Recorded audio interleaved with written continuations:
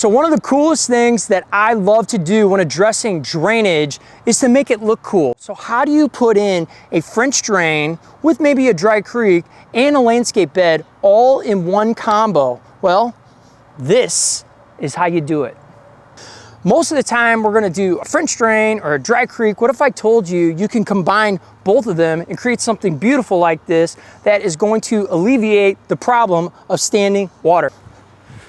Okay, so this can be accomplished in 3 steps, and what they are boulders and elevations. Then you've got the actual drainage system, and then finally it's the landscaping. So let's talk about the first one. When you've got boulders, when you've got elevations, a lot of the concern is going to be, okay, well, if you create these big elevated berms, isn't it eventually going to erode? Isn't the mulch going to start to, kind of go down?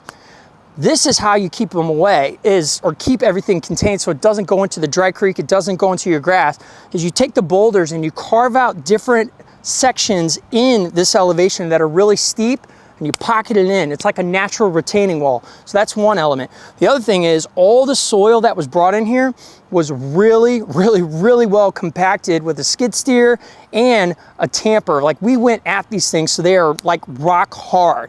And why we did that is because when we're putting the mulch on, we don't want it to just fall down and then go off to the sides and then just create a mess. Number 2, right here is where the water was just sitting.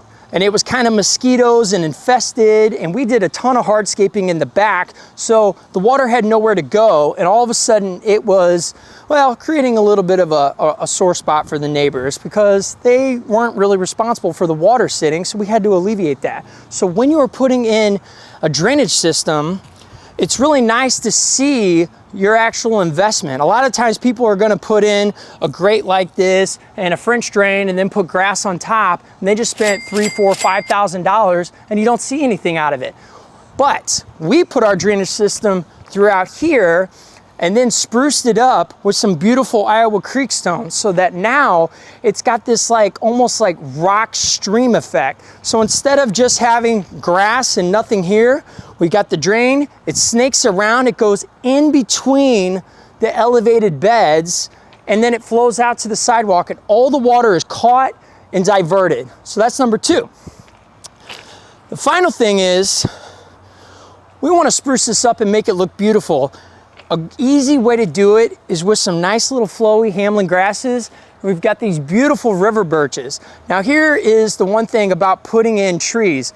Trees can be expensive. So if you get a design and you plan ahead and you know that you're gonna have 3 mounded areas, which is what we have here, maybe you can go to the nursery and say, hey, I'm looking for some river birches. I'd like to get 3.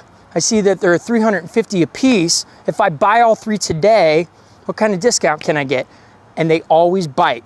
I got each of these for $200. They were marked at $330. So I saved a bunch of money just by planning ahead with a design and getting all this. So now we've got this beautiful landscape bed. It's almost like a park. It addresses the drainage.